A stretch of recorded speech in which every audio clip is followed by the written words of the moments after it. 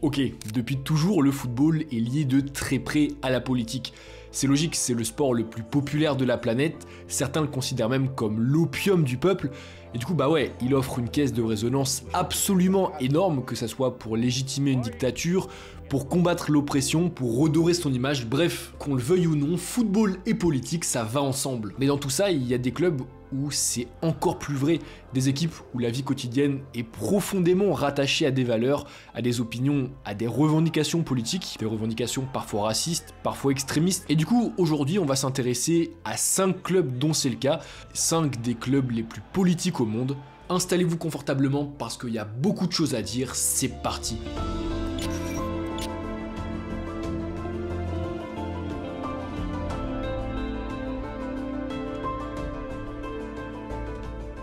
Avant de commencer cette vidéo, je voulais faire un petit disclaimer parce qu'on va parler politique, on va parler opinion politique, de gauche, de droite, etc. Et je trouvais important de vous dire que j'essaie d'être le plus neutre possible dans la façon de traiter les informations, c'est-à-dire que moi je vous parlais de tel ou tel club, de pourquoi il est lié à la politique, des opinions de ses supporters, des opinions de ses dirigeants, sans jamais porter de jugement. Je vais être 100% factuel, le but c'est de vous aider à comprendre ce qui se passe là-bas sans jamais donner mon avis. Donc voilà, je trouvais important de le préciser et maintenant on peut commencer.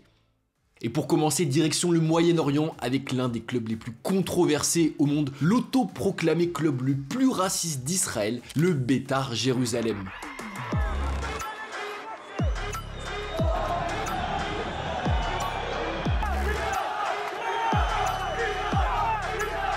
Ce qui est fou, c'est qu'avec le Beitar, on parle pas d'une petite équipe de division inférieure. Non, le Beitar Jérusalem, c'est le 4e plus gros palmarès du pays avec 6 titres de champion et depuis sa création en 1936 par l'un des leaders de la section jeune du parti sioniste révisionniste, eh bien le club apparaît comme le porte-drapeau de la droite, voire de l'extrême droite identitaire israélienne. Et en Israël, l'extrême droite identitaire, ça veut surtout dire un rejet, voire même un racisme massif à l'encontre des populations arabes et musulmanes, en raison du fait que ces populations revendique le territoire où était fondé Israël en 1948. Et d'ailleurs, pour tous ceux qui veulent parfaitement comprendre le conflit israélo-palestinien et même les guerres israélo-arabes, je vous glisse l'excellente vidéo d'Hugo Décrypte dessus parce que je vais pas vous mentir, ça va être compliqué en quelques minutes de résumer tout ça. Mais du coup, pour en revenir au Beitar et pour vous montrer à quel point la culture politique qui entoure le club est anti-arabe et anti-musulmane, bah en 2007 par exemple, après avoir gagné la Coupe d'Israël, les joueurs du Beitar, qui est d'ailleurs le seul club de première division israélienne à n'avoir jamais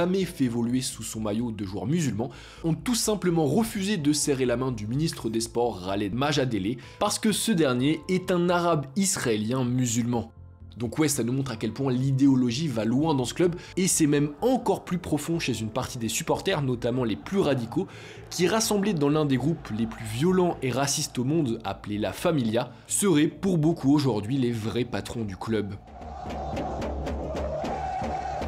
Car en plus d'entonner très régulièrement dans le stade des chants islamophobes et anti-arabes, eh bien la Familia est allée en 2013 jusqu'à obliger les dirigeants du club à renvoyer 2 joueurs tchétchènes récemment recrutés, car ces 2 joueurs étaient de confession musulmane. Vous les voyez là à la sortie de leur premier entraînement, c'est assez violent.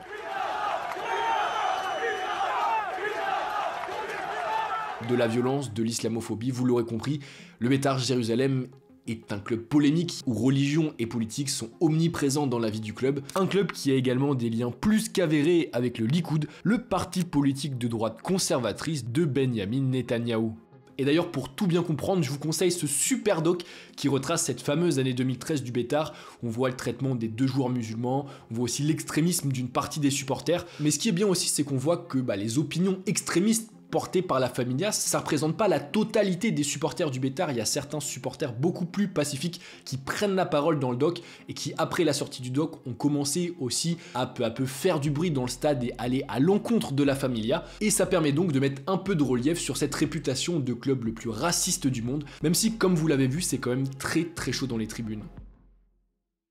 On débarque maintenant en France pour évoquer l'un des clubs de l'Hexagone les plus uniques par son histoire et par sa dimension politico-sociale, le Red Star. Bon, quand on entend Red Star, quand on voit son logo, évidemment on pense à l'étoile rouge de Belgrade, à l'ex-URSS, au communisme, etc. Pourtant, au moment de sa création en 1897 par Jules Rimet, eh bien le club n'a rien à voir avec tout ça, puisque d'ailleurs le nom Red Star est en fait inspiré du nom d'une compagnie maritime qui organisait des traversées de l'Atlantique, la Red Star Line. D'ailleurs, à ses débuts, le club est même plutôt bourgeois, sauf qu'en 1909, tout bascule lorsque le Red Star quitte Paris pour sa banlieue et Saint-Ouen, une ville d'ouvriers et de syndiqués qui pendant très longtemps a été rattachée au communisme. Et du coup, évidemment, le contexte socio-économique qui entoure le stade, il a fini par s'y immiscer directement, et en quelques années, le Red Star est devenu un club populaire, un club politisé aux valeurs de gauche, voire même d'extrême gauche.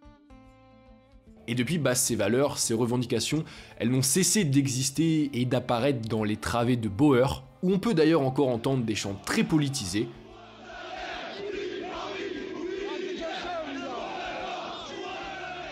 Bref, aujourd'hui, une grande partie de la vie du club est liée à cette conscience politique très forte, à cette histoire si particulière que les supporters chantent avec fierté, parce que oui, l'histoire du club est jonchée d'événements et de rappels liés à ces revendications politiques, du nom du stade Bauer, qui est un hommage direct au docteur Bauer, un juif communiste résistant fusillé en 1942, ou même à travers le nom de l'une de ses tribunes, la tribune Rino della Negra, issue du nom d'un ancien très grand espoir du Red Star, lui aussi exécuté pendant la guerre, car résistant et membre du réseau Manouchian. Et plus récemment, l'écosystème Red Star a à nouveau été lié à une tragique affaire politique lorsqu'en 2013, un de ses supporters, Clément Méric, également militant antifasciste, est tué par des skinheads d'extrême droite lors d'une rixe dans une affaire qui endeuillera fortement le club. Bref, antifasciste, antiraciste, très fortement lié à la gauche. Depuis toujours et encore aujourd'hui, le Red Star est lié et défend des valeurs politiques très clairement définies autour d'un football qui se veut largement populaire. Et d'ailleurs, malgré le rachat récent du club par le fonds d'investissement américain 777 Partners, les supporters, qui ont largement montré leur mécontentement, font tout ce qui est en leur possible pour que le club conserve ses valeurs.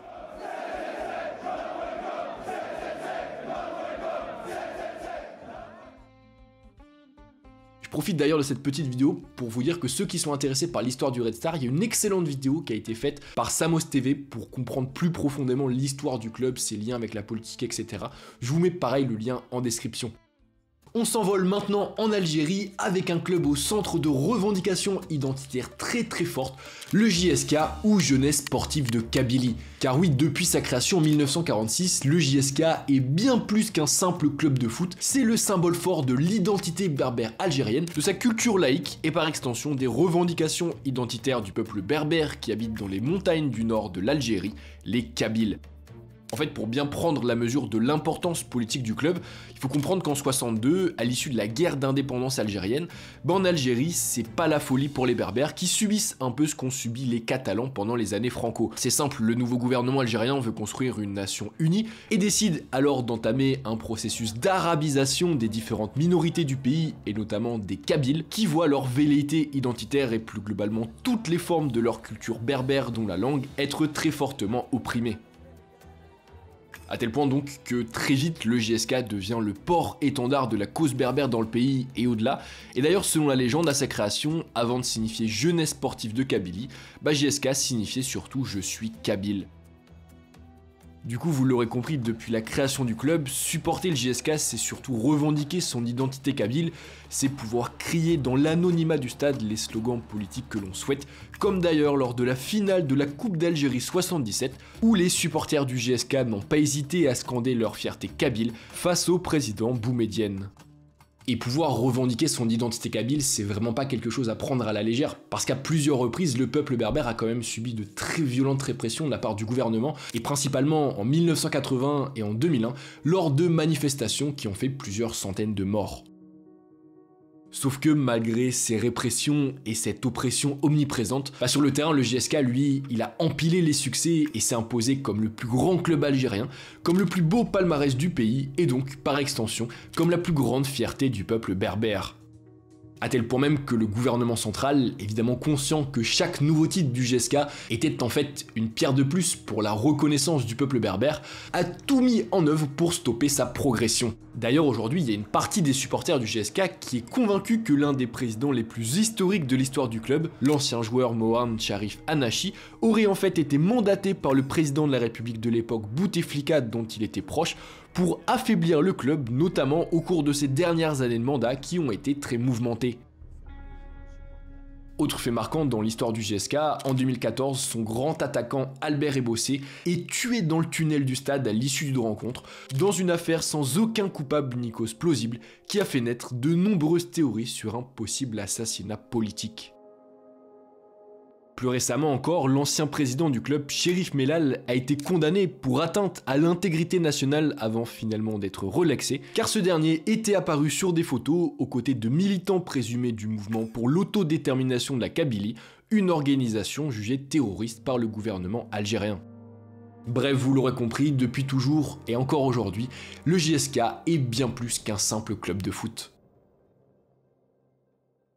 On continue avec un club que je ne pouvais pas ne pas évoquer dans cette vidéo, la Lazio Rome. Je pense que c'est clair quand on évoque l'extrême droite, voire même le fascisme dans le football, la première chose qui nous vient en tête, en tout cas moi, la première chose qui me vient en tête, c'est la Lazio Rome. Des ultras qui revendiquent que le club est fasciste, des autocollants antisémites à l'effigie d'Anne Frank, le dresseur d'aigle de la Lazio suspendu pour avoir fait un salut fasciste devant une tribune criant Doucet en hommage à Benito Mussolini. Bref, ces dernières années, on va pas se mentir, il y a eu énormément d'événements qui ont mêlé le club bianco-céleste aux opinions politiques d'extrême droite, même si de leur côté les dirigeants disent faire leur maximum pour retirer cette image de club fasciste qui leur colle à la peau. Pourtant, si oui, aujourd'hui la Lazio est considérée par beaucoup comme un club fasciste, à l'origine c'était pas du tout le cas puisque c'est la bourgeoisie libérale de la ville qui a fondé le club en 1900, sauf que rapidement la Lazio a commencé à attirer des supporters qui venaient de la périphérie romaine et notamment de certaines villes qui avaient été construites de toutes pièces par le gouvernement Mussolini, ce qui par écoulement a entraîné un fort ancrage fasciste chez une partie des supporters de la Lazio.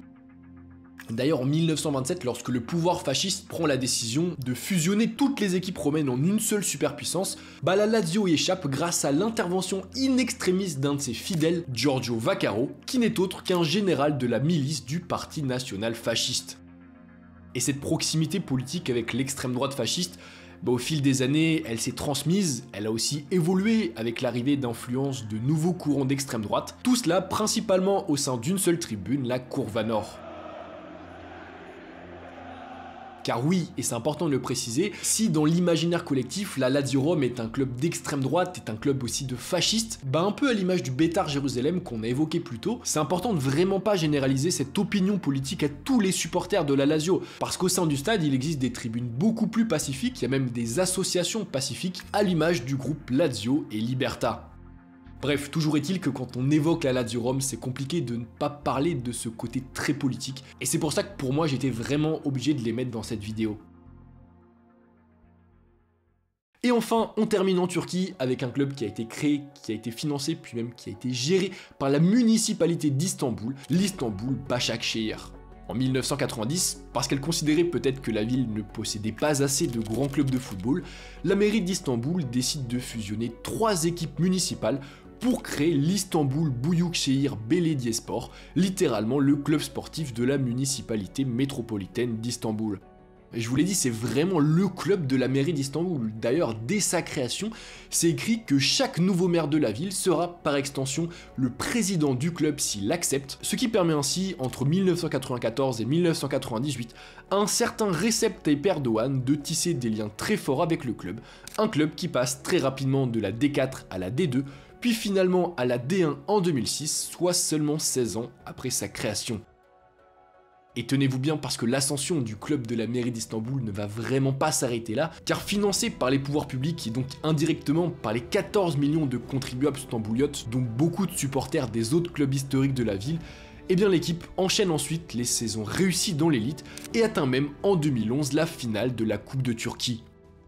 Vous l'aurez compris, l'histoire est complètement folle, sauf que problème, malgré les succès de l'équipe, on va pas se mentir, Başakşehir ça reste quand même un club créé de toutes pièces, donc il a pas d'histoire, il n'y a aucun supporter quasiment qui se rend au stade, et surtout le club coûte beaucoup d'argent à la mairie, à tel point même qu'en 2014, eh bien le maire d'Istanbul, qui par extension est le président de l'équipe, annonce officiellement son intention de dissoudre le club. Mais finalement ça ne s'est pas fait grâce à l'intervention d'un homme, un homme amoureux du club depuis qu'il a présidé, Recep Tayyip Erdoğan, désormais premier ministre du pays, qui a sauvé Başakşehir en faisant racheter le club par des proches de son parti politique, avant de le rapatrier dans un quartier acquis à sa cause, et de faire construire un stade flambant neuf, un stade qu'il inaugure d'ailleurs lors d'un match de gala très politique, où pour la petite anecdote, le futur président turc claque même un triplé.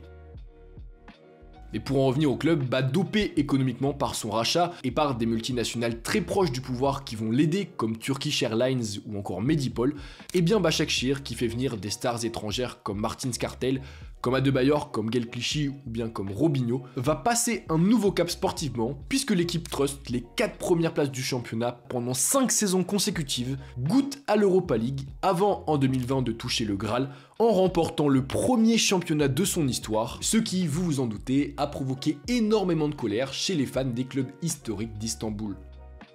Vous l'aurez compris, c'est difficile de faire un club plus politique, plus lié à la politique que l'Istanbul Başakşehir. Et d'ailleurs récemment c'est allé encore plus loin lorsque l'équipe 6ème du championnat a été rachetée par les Émirats Arabes Unis à travers le City Football Group dans un contexte de rapprochement diplomatique entre les dirigeants émiratis et le président Recep Tayyip Erdogan.